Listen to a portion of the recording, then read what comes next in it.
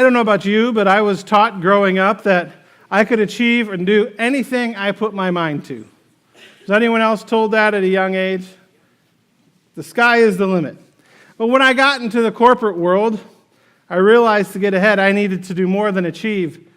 I needed to sell myself. And so prior to seminary, I went and worked for Chrysler in the corporate world, and I realized that as I was there, I needed to sell myself to get promoted, to sell myself in job interviews, and for the dealerships that I worked with, I needed to sell myself that I was somebody whom they could respect and trust. I think we saw that in our last debate, our last presidential debate this week. The last question of the debate was, why should America vote for you, right? Here is your 60 seconds to sell yourself to America. And I think we all go through that in life, where we have 60 seconds or 120 seconds to sell ourselves with, why should we hire you? Why should we promote you? We live in a world where we often have to sell ourselves. And in that world, it is hard to be humble. It's hard to be humble, period. Actually, growing up, humble was a word that I thought was almost a bad word. We would say that somebody was humbled. Or, have you ever used this, like, that somebody had to eat humble pie, right? That almost humble was a negative characteristic about somebody. But Jesus today is telling his disciples that I really want you to be humble. He even goes on to say, the humble shall be exalted. And so today I'd like to talk about that word humble and what it means for us as Jesus followers, how we can be humble.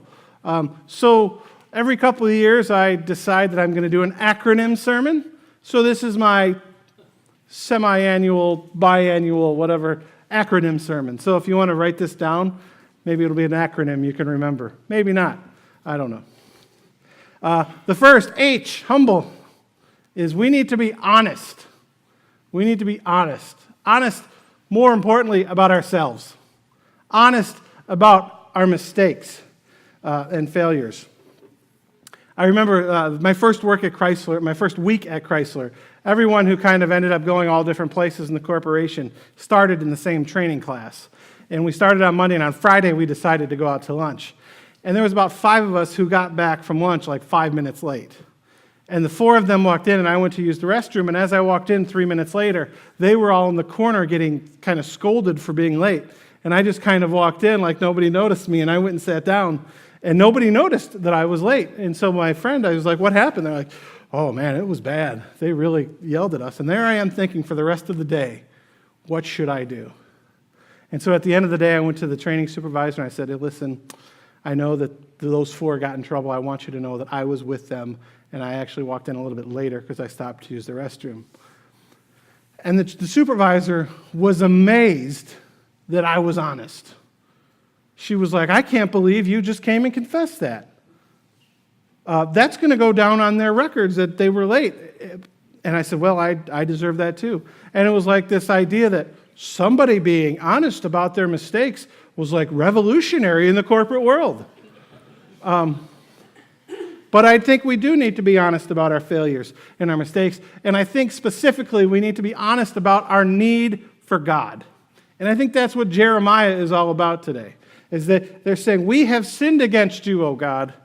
We need you because we can't do this on our own. And if we're truly humble, the first thing we have to do is admit our need for God and the fact that we are not that Pharisee. We cannot earn salvation on our own. Neither could he, by the way. He just thought he could. I think that the reality is Christians give a lot stronger witness in our world when we're honest about our mistakes than when we pretend to be perfect. We need to be unselfish. Christians, humble Christians, are called to be unselfish. My daughter, 16 months old, just this week. We started her, the doctor said since she has in-home daycare, that she needs to go out and join some classes and stuff so that she can work on socializing with other kids her age. So we joined the tiny gym, is that what it's called? The little gym, where it's like gymnastics for really little kids. And so her first time there was last week, and she was playing, and she had a ball, and she was playing with it, and somebody came and took her ball. And I actually wasn't there, I heard this story, but I expected her to start crying or something, but she didn't. She was like, hey, that's cool, you can have my ball. And I was like, that is so awesome. And she just turned around and took somebody else's ball.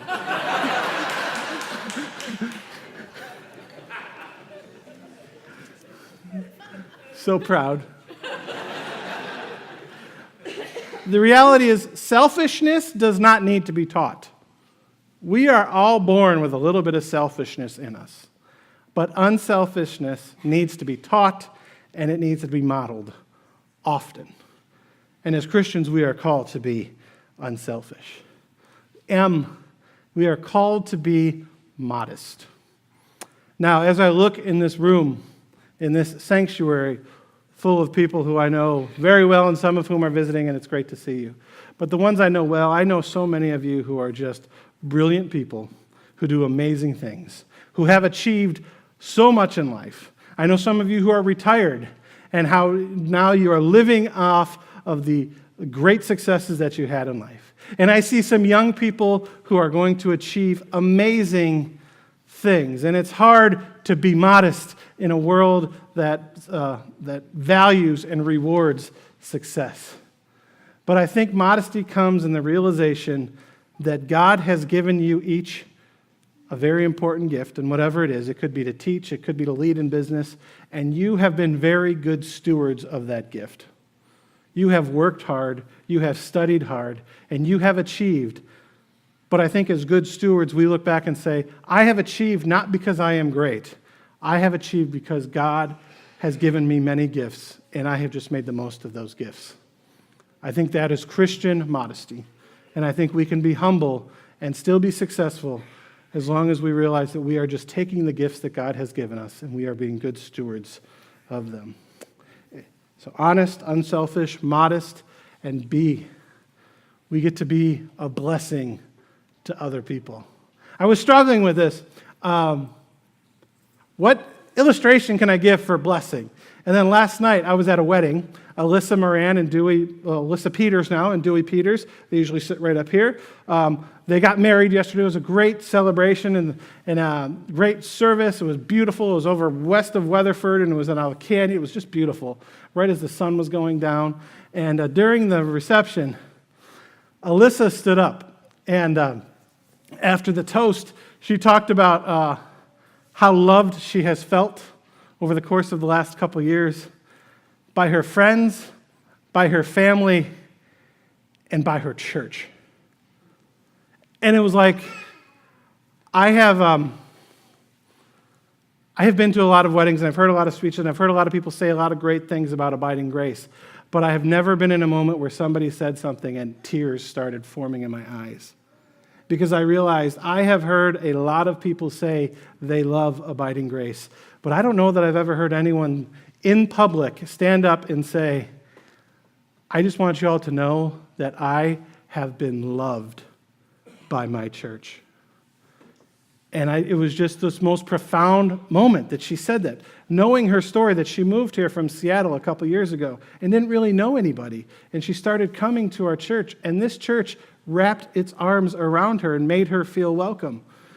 And I thought, wow, that's why we're here.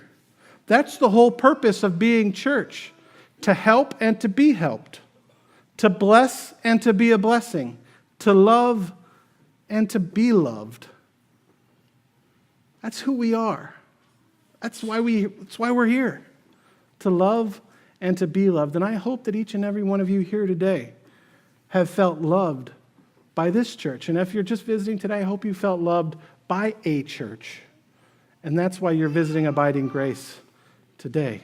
That's why we're here, that and to worship our God who helps us, blesses us, and loves us better than any human being can do.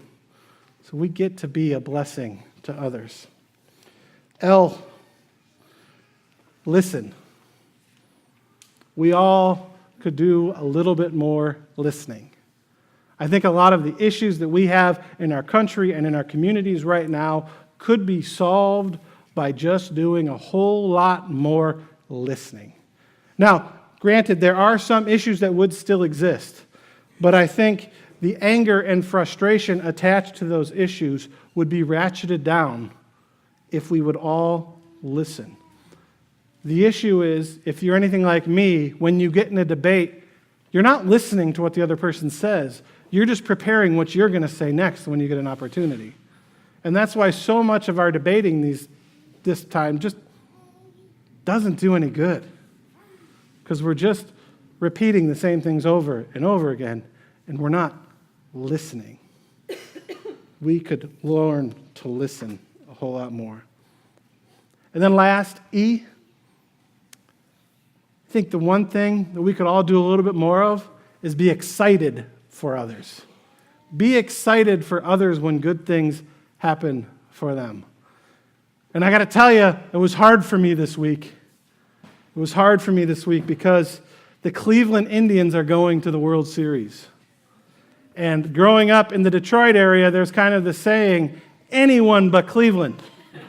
And Cleveland just won the NBA championship, so they should be good for the next 50 years.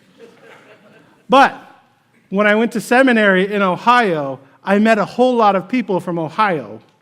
I met a whole lot of people from the Cleveland area who I became dear, dear friends. And as their team clinched its way to the World Series, I was genuinely happy for them.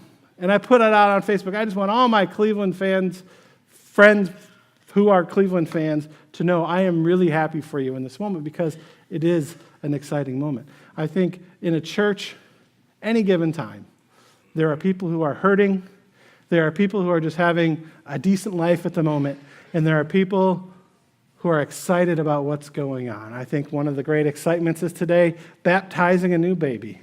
And I think we can all be excited with them.